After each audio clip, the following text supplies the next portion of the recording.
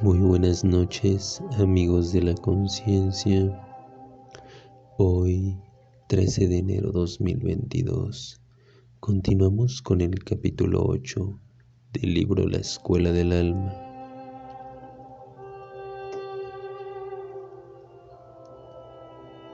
Capítulo 8. Corriente principal.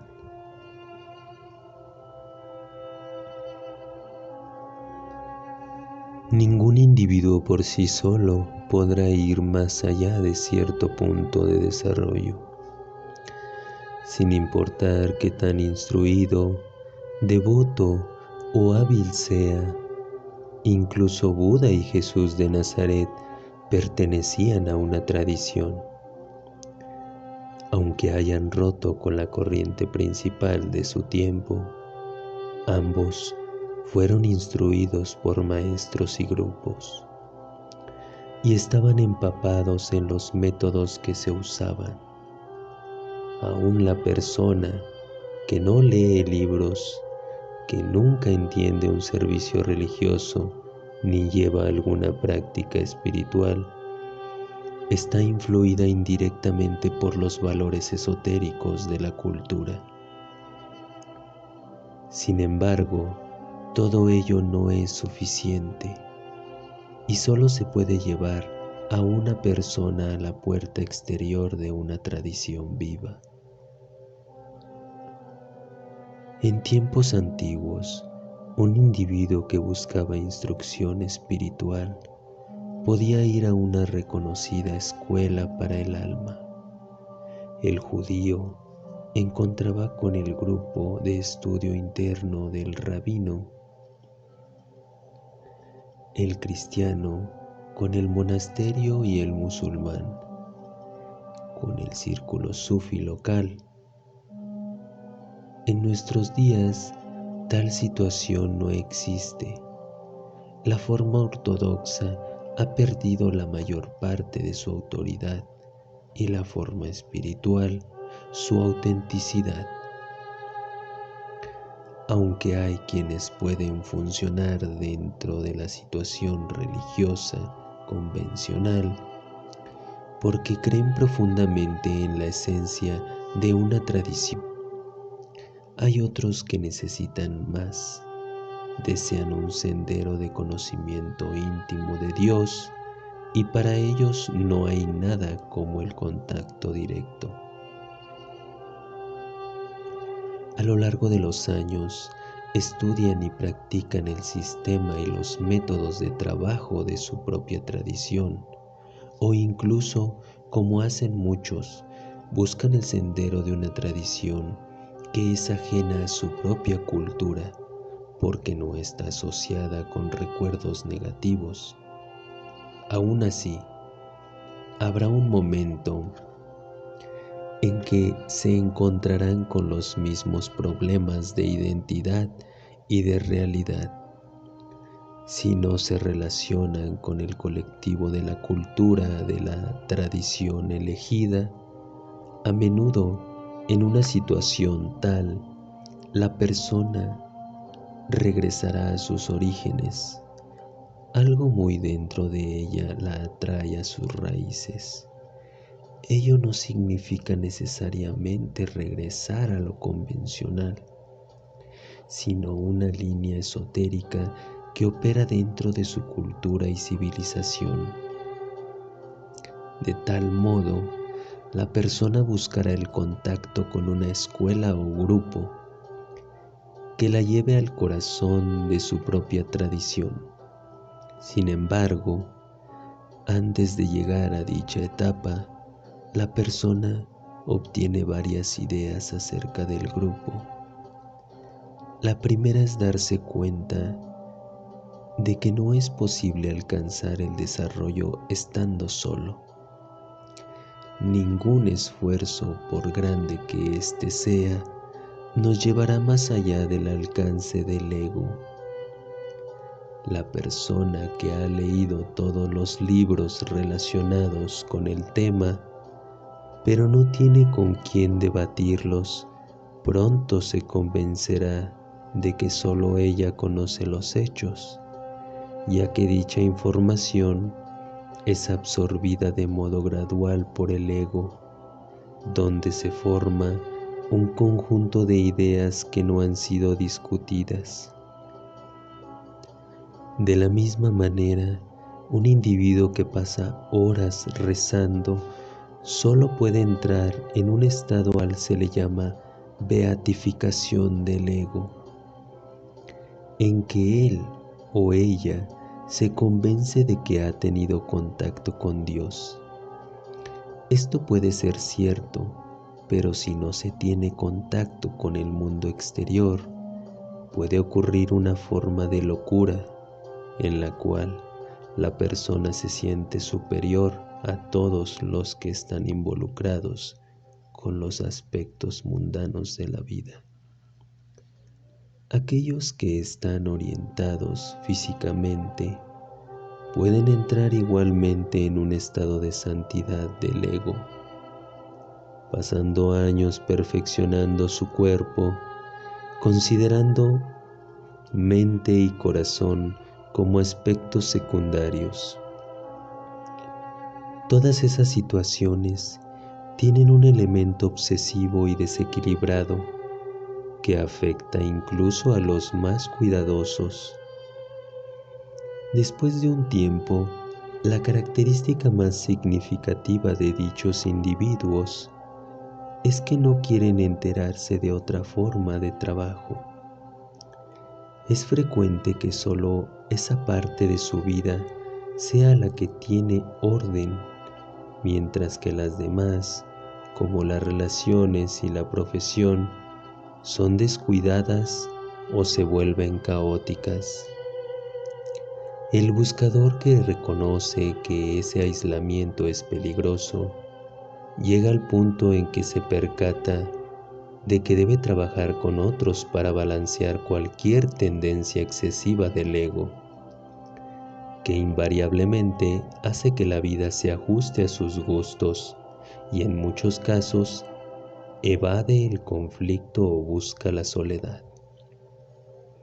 No es fácil trabajar con otros, en especial si uno cree que sabe, y es señal de madurez aceptar que el progreso solo se logra sometiéndose a una situación de aprendizaje más amplio.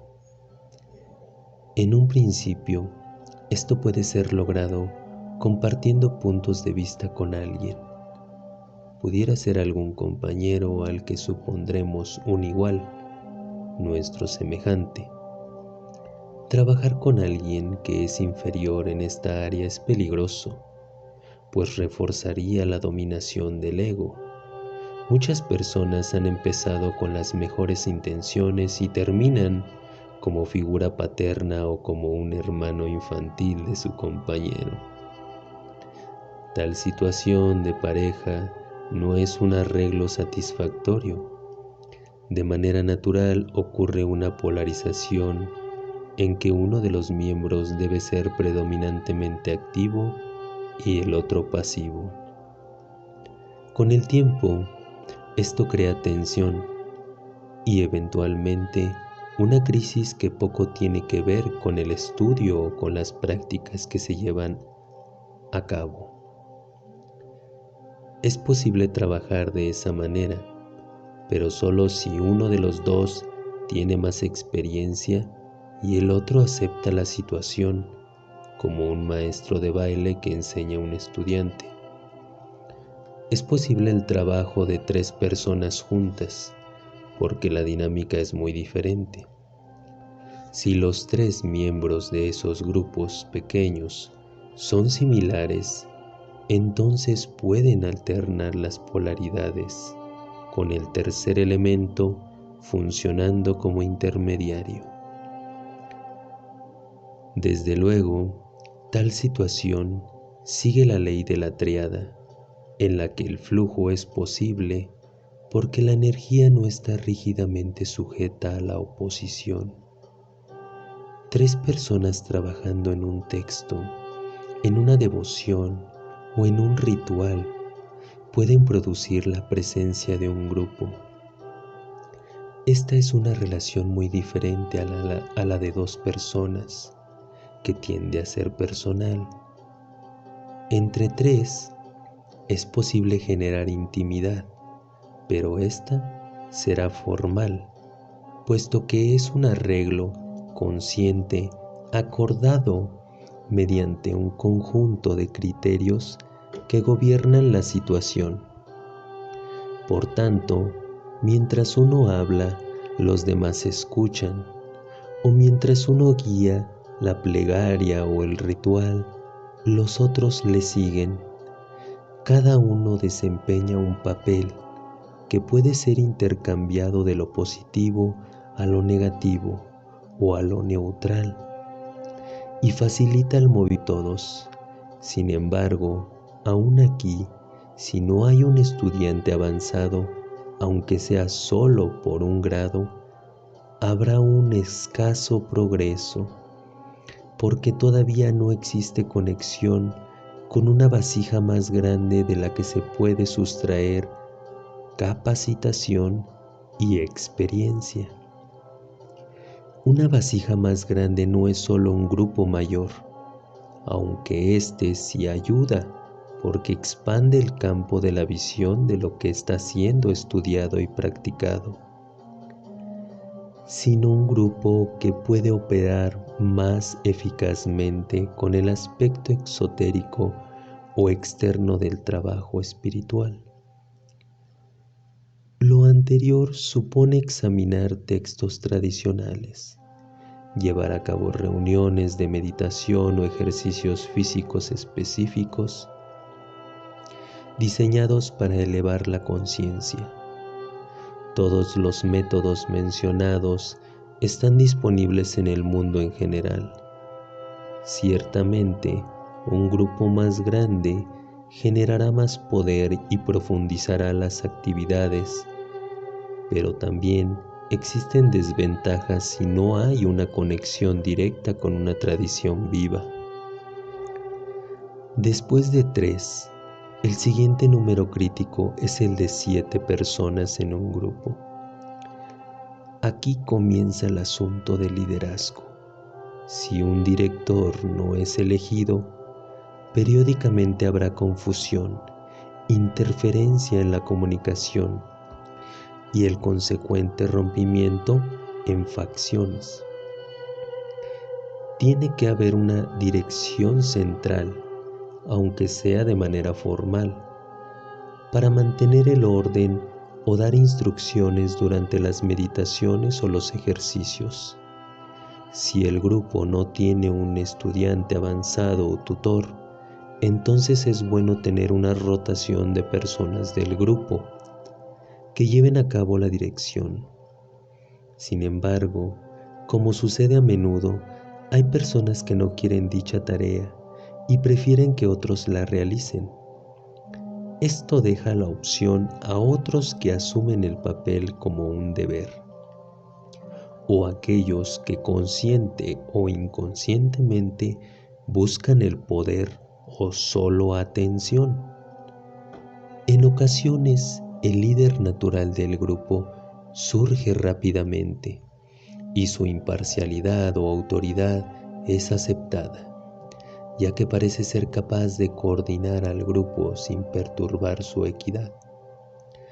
Casi siempre un estado amistoso es alcanzado, aunque solo después de una lucha de poder entre varias personas, que por cierto no son aptas para dirigir el grupo debido a los impulsos de su ego. Quienes fueron derrotados a menudo dejan dicha asociación y buscan cumplir sus deseos de gobernar en otro lado. Aquí comenzamos a percibir la ventaja de tener al centro a un tutor entrenado. A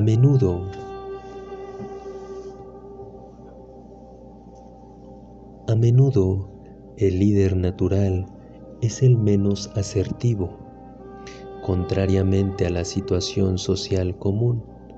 Por lo general, dicha persona surge con el tiempo A medida que el grupo reconoce su coherencia y estabilidad, la pertinencia de sus comentarios es percibida y da al grupo lo que requiere, más que lo que quiere algún individuo. Es apreciado y genera el respeto necesario. A menudo dichas personas son las almas más maduras, aunque no sean mayores en edad. También es frecuente que sean los más equilibrados del grupo, por cuanto pueden hacer a un lado sus propios deseos o ego mientras avanza el consenso del grupo. El liderazgo natural es una ventaja que elimina la pérdida de energía de la política del grupo y que concentra todos los esfuerzos hacia una dirección común, dando al grupo la estructura y la energía que de otra manera no podría tener. Si no surge un buen líder en un grupo de ese tamaño, entonces se deshace o se convierte en dictadura, en la que los débiles y los crédulos permanecen, mientras que los miembros más maduros se oponen o se van, ya que aún se trata del nivel animal de los grupos que surgen y se disuelven. La dinámica aumenta en grupos más grandes y la estructura comienza a diferenciarse de acuerdo con las leyes de la manada, debido a que todavía no hay conexión espiritual verdadera. Muchas de las llamadas organizaciones esotéricas funcionan así. Por ejemplo, a menudo existe el líder poderoso que es visto como maestro y los fieles que se encuentran cerca del trono con los diferentes grados de entes menores, estratificados en rango de acuerdo con su compromiso con el gurú.